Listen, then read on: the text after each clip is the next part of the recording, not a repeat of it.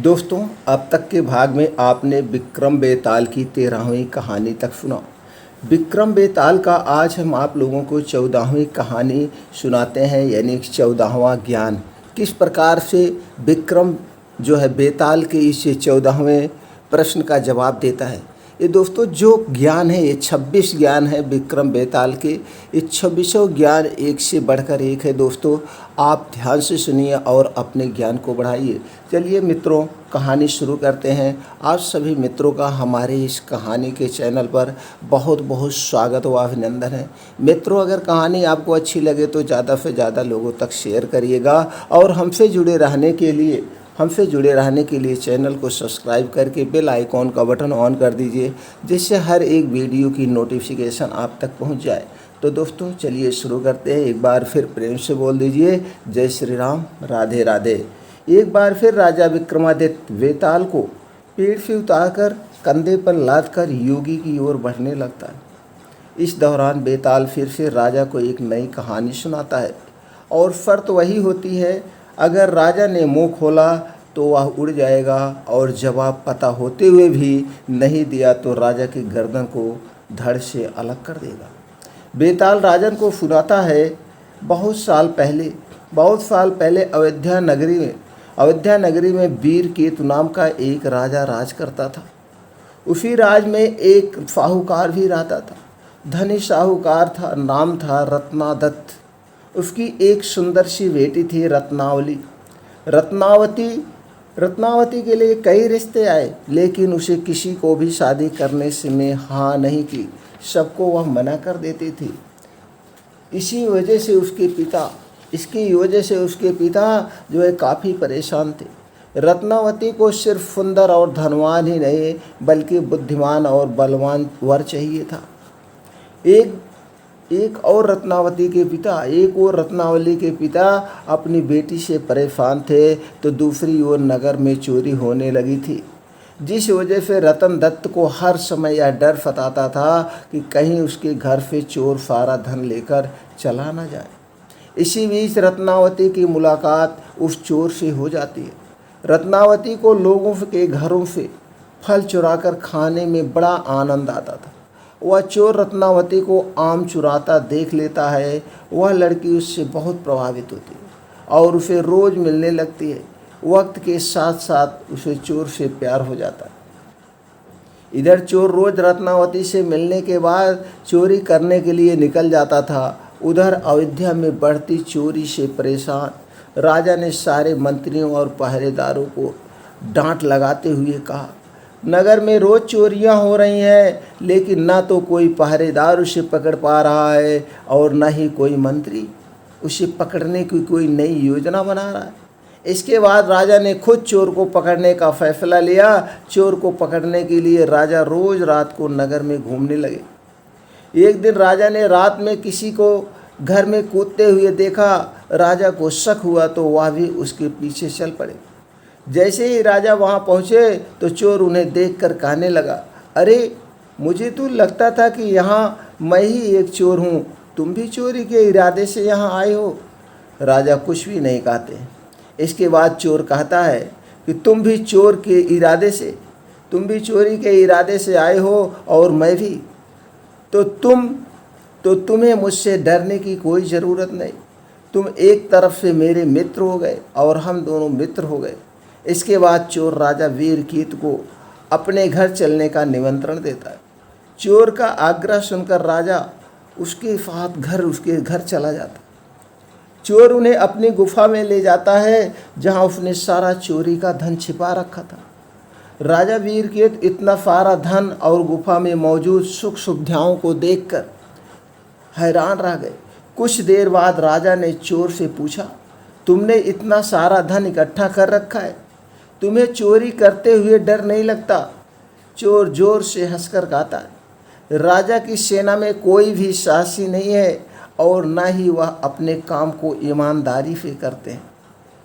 अगर एक व्यक्ति भी अपना कार्य ईमानदारी से करता तो इतना मुश्किल नहीं होता। मुझे पकड़ने में कभी भी पकड़ लिया होता। एक चोर राजा की पूरी सेना पर भारी पड़ गया है। वहाँ कोई योद्धा ही नहीं है। यह सुनते ही राजा ने अपने तलवार निकाले और चोर से युद्ध करके उसे अपना बंदी बना लिया। उसे तुरंत बंदी बना लिया। चोर हैरान रह गया। उसे कुछ देर बाद समझ आया कि इतनी देर से राजा भेष बदलकर उसके साथ थे। राजा वीर केतु उसे अपने साथ राजमहल ले जाते हैं और फांसी पर चढ़ाने की सज़ा सुना देते हैं। जैसे ही इस बात का ऐलान होता है कि चोर पकड़ा गया है और उसे फांसी होने वाली है, तो रत्नावली परेशान हो जाती है। रत्नावती परेशान हो जाती है। उसे पता चल गया था कि राज्य में जो चोरी कर रहा था वही उसे आम चुराना सिखाया था। परेशान होकर रत्नावती अपने पिता रतन दत्त से कहती है, पिताजी, जिस व्यक्ति को मैं मन ही मन अपना पति मान चुकी हूँ उसे राजा ने पकड़ लिया है और वो उसे फांसी पर लटकाने वाले हैं। आप कुछ कीजिए। रतन दत्त को अपनी बेटी की बात समझ ही नहीं आती। तब वह अपने पिता को चोर और अपनी मुलाकात के बारे में विस्तार से बताती है और कहते हैं कि यो उसके बिना नहीं रह सकती है, उससे वह मोहब्बत और प्रेम करती है। रतन दत्त अपनी बेटी को समझाने की कोशिश करता है। जब बेटी नहीं मानती तो वह मजबूर होकर राजा के पास चला जाता है। वह राजा को बताता है कि उसकी बेटी रत्नावती चोर से बहुत प्यार करती है। अगर उसे फांसी हो गई तो वह भी अपने प्राण त्याग देगी। वह व्यापारी अपनी बेटी के खातिर राजा को सोने के सिक्के और चोर द्वारा चुराया गया सारा धन देने का प्रस्ताव रखता है, लेकिन राजा उसकी एक नहीं सुनते हैं। कुछ देर बाद ही राजमहल में रत्नावती पहुंच जाती है। वह भी राजा से आग्रह करती है, लेकिन राजा किसी की नहीं सुनते हैं और जल्लाद से चोर को जल्दी फांसी देने को कह देते हैं। जैसे ही चोर को फांसी होने वाली होती है, वह पहले रोता है और फिर जोर से हंसने लगता है। उस चोर को फांसी होते ही लड़की भी अपने प्राण त्यागने को कोशिश करती है। उसी वक्त आकाशवाणी होती है। भगवान रत्नावली से कहते हैं, हे पुत्रे, तुम्हारा प्रेम पवित्र है। तुम्हारे इस प्रेम को देखकर हम बहुत खुश हुए हैं। तुम मांगो, जो भी मांगोगी तुम्हें मिलेगा। यह सुनकर रत्नावली कहती है, मेरे पिता का कोई बेटा नहीं है। आप उन्हें आशीर्वाद दें कि उनके 100 पुत्र हो जाएं। एक बार फिर आकाशवाणी होती है, ऐसा ही होगा, लेकिन तुम कुछ और भी वरदान मांग सकती हो। फिर रत्नावली कहती है, मैं उस चोर से बेहद प्यार करती हूँ। अगर हो सके तो आप उन्हें जीवित कर दीजिए। रत्नावती के वरदान मांगते ही चोर फिर से जीवित हो जाता है। इधर यह सब देखकर राजा बहुत हैरान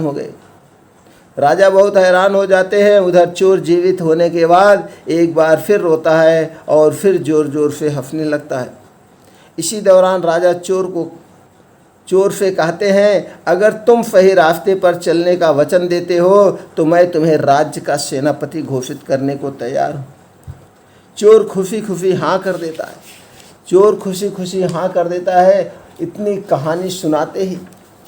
कहानी सुनाते ही वेताल चुप हो जाता है। फिर विक्रमादित्य से पूछता है, हे राजन, बताओ, वह चोर फांसी चढ़ते समय और जीवित होने के बाद क्यों पहले रोया और फिर हंसने लगा? राजा ने जवाब दिया, सुन वेताल, चोर को दुख इस बात का हुआ कि उसने जीवन में सिर्फ चोरी ही की, इसके बाद भी इतनी सुंदर लड़की उसके लिए मरने के लिए तैयार है। फिर हंसा इसलिए क्योंकि उसने सोचा कि एक ऐसी लड़की जिससे राजकुमार भी शादी करना चाहते थे, उसे प्यार भी हुआ तो एक चोर से। दोबारा जिंदा होने के बाद वो नया जीवन मिलने पर रोया, खुश भगवान के खेल को देखकर हुआ। एक बार फिर सही जवाब मिलने के बाद बेताल उड़कर पेड़ से जा लटकता है। सच्चाई और मेहनत की राह अपनाकर अपने पिछले बुरे कर्मों को हराया जा सकता है। हर बार की तरह राजा विक्रमादित्य फिर से बेताल को पेड़ से उतारते हैं और उसे योगी के पास ले जाने के लिए आगे बढ़ते हैं।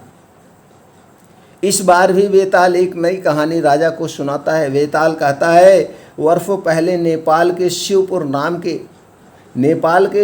नाम के एक नगर में यशकेतु राजा का राज हुआ करता था। वह बहुत साहसी और बलवान था। शादी के सालों बाद पत्नी चंद्रप्रभा से उसे एक बेटी शशि प्रभा हुई। समय के साथ साथ बेटी बड़ी हुई, जिसकी सुंदरता की चर्चा हर जगह थी। एक दिन राजा अपनी पत्नी और बेटी के साथ बसंत ऋतु उत्सव देखने के लिए गए। उसी उत्सव में एक धनी ब्राह्मण का बेटा मनस्वामी भी आया था। उसने बसंत उत्सव में जैसे ही राजा की बेटी शशप्रभा को देखा तो उसे पहली नज़र में उससे प्यार हो गया। इसी बीच एक हाथी तेजी से राजकुमारी की ओर दौड़कर आने लगा। शशिप्रभा की रक्षा में तैनात सभी सैनिक मतवाले हाथी से डरकर भाग गए। ब्राह्मण पुत्र मनस्वामी ने जैसे ही हाथी को राजकुमारी की ओर बढ़ते देखा तो अपनी जान पर खेलकर उसे बचा लिया। यह सब देखकर राजकुमारी ब्राह्मण युवक पर मोहित हो गए। ब्राह्मण युवक की सब ने तारीफ की और दोनों बसंत उत्सव के बाद अपने अपने घर लौट आए। राजमहल में शशिप्रभा का बुरा हाल था। वह अपनी जान बचाने वाले ब्राह्मण की याद में खोई रहने लगी। दूसरी ओर ब्राह्मण युवक भी शशिप्रभा से दोबारा मिलने के लिए बेचैन था। राजकुमारी से मुलाकात कैसे हो यह सोचते सोचते वह एक सिद्ध पुरुष के पास पहुंच गया। मनस्वामी ने अपने मन का सारा हाल उसे बताया। सिद्ध पुरुष ने सिद्धि के बल पर दो गोली बनाई। एक गोली उसने ब्राह्मण युवक को मुंह में रखने को दी। मुंह में गोली रखते ही युवक एक सुंदर सी युवती बन गया। सिद्ध पुरुष ने दूसरी गोली अपने रख ली और वह एक वृद्ध ब्राह्मण के भेष में आ गया। फिर सीधे सिद्ध पुरुष मनस्वामी को लेकर राजमहल पहुंच गया। उसने राजा से कहा, देखिए मेरे बेटे की होने वाली धर्मपत्नी है। इसे आप कुछ दिनों के लिए राजमहल में रख लीजिए, क्योंकि मुझे तीर्थ के लिए जाना है। मुझे लगता है कि यह राजमहल से ज़्यादा सुरक्षित और कहीं नहीं रहेगी। राजा ने सोचा, अगर वो मना करता है तो यह सिद्ध पुरुष श्राप भी दे सकता है। राजा ने कहा, हे ब्राह्मण, आप जाइए। आपके बेटे की होने वाली पत्नी हमारे यहाँ सुरक्षित रहेगी और मेरी बेटी के साथ उसकी सखी की तरह रहेगी। इतना सुनने के बाद सिद्ध पुरुष वहाँ से निकल गया और मनस्वामी लड़की के भेष में शशिप्रभा के साथ रहने लगा। उसकी सखी की तरह रहकर वह राजकुमारी से खूब बातें करता। एक दिन मौका पाकर मनस्वामी ने उससे पूछा, आप हर समय इतनी दुखी क्यों रहती हैं? आपकी आंखें हर समय किसको ढूंढती हैं? यह सुनते ही राजकुमारी ने बसंत उत्सव के दिन हुई घटना बताते हुए कहा, वो ब्राह्मण युवक मेरे मन को भा गया है। मुझे न उसका नाम पता है और न ही शहर। मैं हर दम यही सोचती हूँ कि उससे भेंट कैसे होगी। शशिप्रभा की मन की सारी बात जानकर स्त्री भेष में मौजूद मनस्वामी बड़ा खुश हुआ। उसने राजकुमारी से कहा, सखी मैं तुम्हें उस ब्राह्मण युवक से मिला सकती हूँ। इतना सुनते ही प्रेम में बेचैन शशिप्रभा ने कहा, बताओ कैसे? क्या तुम उसे जानती हो? तब मनस्वामी ने कहा, तुम जल्दी से आंखें बंद कर लो। उसने जैसे ही आंखें बंद की, ब्राह्मण युवक ने जल्दी से मुंह में से गोली बाहर निकाले और वापस लड़के के भेष में आ गया। मनस्वामी ने बड़े प्रेम से शशिप्रभा को पुकारा। युवक की आवाज़ सुनकर वो बड़ी प्रसन्न हुए और खुशी से उसे गले लगा लिया। राजकुमारी ने उससे पूछा, अरे मेरी सखी कहाँ गई? यह सुनते ही मनस्वामी ने सारी बात बताई और गोली मुख में डालकर दोबारा स्त्री बन गया। यह सब देखकर राजकुमारी दंग रह गई और मन ही मन बेहद खुश भी हुई। उसी समय दोनों ने एक दूसरे को मन से पति पत्नी मान लिया और इसी तरह राजभवन में साथ साथ रहने लगे। एक दिन राजा के मंत्री के बेटे की नज़र मनस्वामी पर पड़ी। ब्राह्मण युवक के स्त्री रूप को देखकर वो उसका दीवाना हो गया। कुछ दिनों बाद उसने उससे मन की बात बताई, लेकिन मनस्वामी ने मना कर दिया। उसने कहा, वो किसी और की है। इतना सुनते ही मंत्री का बेटा परेशान हो गया। उसने अपने पिता को सारी बात बताई। बेटे को दुखी देखकर मंत्री से सारी बात राजा से कही। मंत्री की बातें सुनकर राजा ने मंत्री के बेटे और स्त्री रूप धारण किए मन स्वामी के विवाह का फैसला ले लिया। राजा के यह फैसला सुनते ही, यह फरमान सुनने के बाद मन स्वामी ने कहा, महाराज आपको पता है मेरा विवाह किसी और से होने वाला है, ऐसा करना अधर्म होगा। फिर भी अगर आप मेरा विवाह करवाना चाहते हैं तो राजा का आदेश मानकर यह विवाह कर लूँगी। राजा बहुत खुश हुआ और दोनों का विवाह करवा दिया। विवाह होते ही मन स्वामी ने मंत्री पुत्र से कहा, तुम्हारी जिद की वजह से तुम्हारी जिद की वजह से मेरा विवाह तुम्हारे साथ हुआ है, वरना मैं किसी और से विवाह करने के लिए इस राज्य में आई थी। अब तुम्हें इस पाप को धोने के लिए तीर्थ के लिए जाना होगा। प्यार में पागल मंत्री पुत्र ऐसा ही करता है। एक दिन सिद्ध पुरुष दोबारा ब्राह्मण के भेष में राजमहल पहुंचता है। इस बार वो अपने साथ अपने एक दोस्त को जवान करके अपना बेटा बनाकर लाता है। ब्राह्मण राजा से पूछता है, मेरी बहू कहाँ है? मैं उसे अपने साथ लेकर जाना चाहता हूँ और अपने बेटे का उससे विवाह करवाऊँगा। इतना सुनते ही राजा ने सारी कहानी से बता दी। सिद्ध पुरुष बहुत गुस्सा हुआ। राजा ने उसके श्राप से बचने के लिए कहा, देखो अब जो हो गया उसे बदला नहीं जा सकता है। हाँ, मैं अपनी बेटी से तुम्हारे बेटे का विवाह जरूर करवा सकता हूँ। इतना सुनते ही सिद्ध पुरुष राजा की बात पर सहमत हो गया और राजा ने सिद्ध पुरुष के दोस्त जो उसके बेटे के रूप में महल में पहुंचा था उससे अपनी बेटी शशप्रभा का विवाह अग्नि को साक्षी मानकर करवा दिया। इसी बीच मन स्वामी वहां अपने असली वेश यानी पुरुष रूप में पहुंचता है और शशप्रभा को अपनी पत्नी बताता है।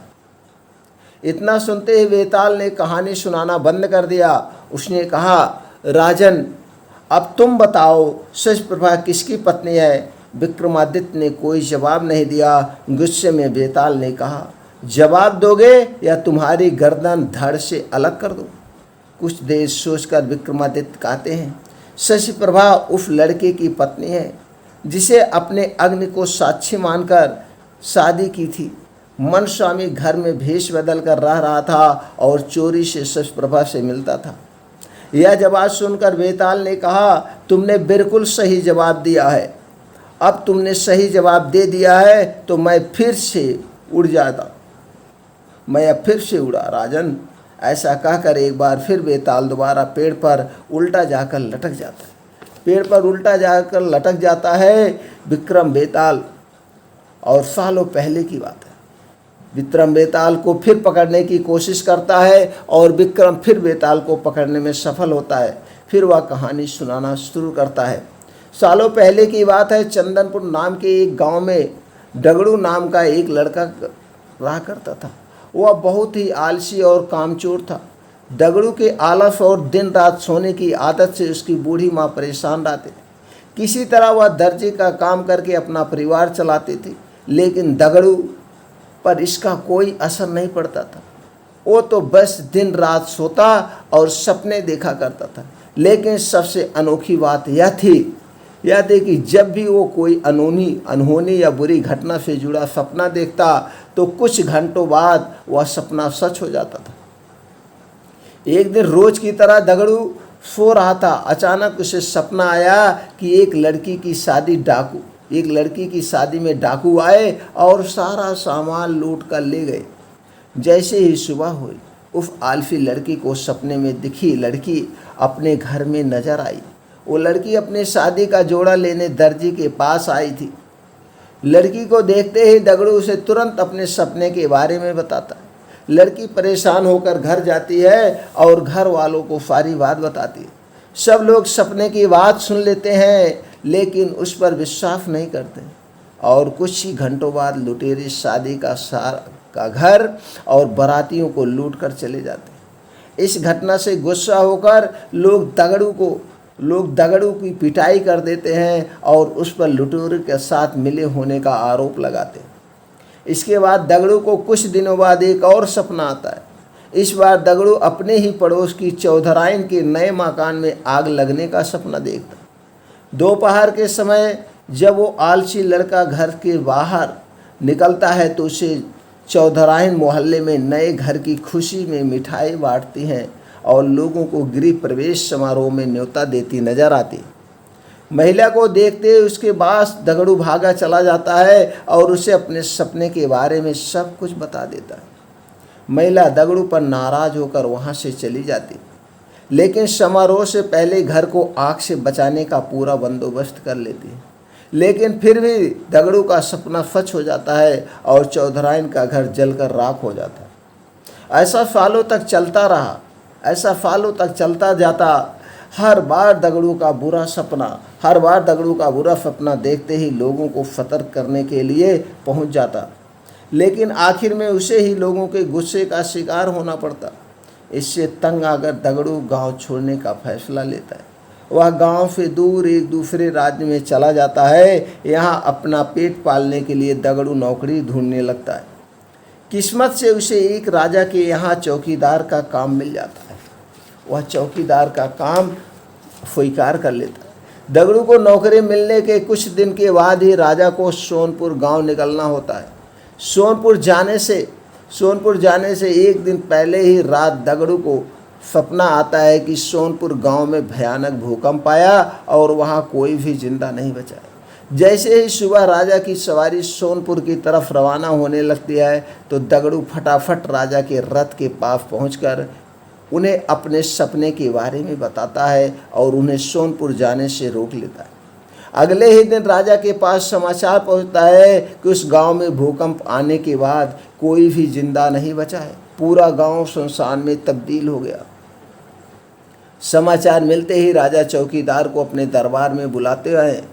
सोनपुर में आए भूकंप से बचाने के लिए वो दगड़ू को कीमती जौहर गहने या हीरे मोती देते हैं और नौकरी से निकाल देते हैं। इतनी कहानी सुनाकर बेताल चुप हो जाता है। कुछ देर बाद वो राजा विक्रम से पूछता है, बताओ दगड़ू को उपहार देने के बाद नौकरी से क्यों निकाल दिया गया? सवाल सुनते ही राजा विक्रमादित्य जवाब देते हैं कि उसे जेवर राजा की जान बचाने के लिए दिए गए और चौकीदारी करते समय सोने के लिए उसे नौकरी से निकाल दिया गया। अपने सवाल का जवाब मिलते ही बेताल दोबारा से उड़कर घनघोर जंगल में जाकर किसी पेड़ पर बैठ जाता है और विक्रमादित्य दोबारा उसकी खोज में निकल जाते हैं। तो दोस्तों, क्या इस बार विक्रम बेताल को पकड़ पाएंगे? हम कहानी में आगे सुनेंगे 17वीं कहानी, अधिक साहसी कौन। अब की कहानी होगी अधिक साहसी कौन। तो दोस्तों, फिर मिलते हैं अगले भाग में, अगली कहानी में नई जानकारी के साथ। दोस्तों, आप अपने परिवार के साथ खुशियां मनाइए, खुश रहिए।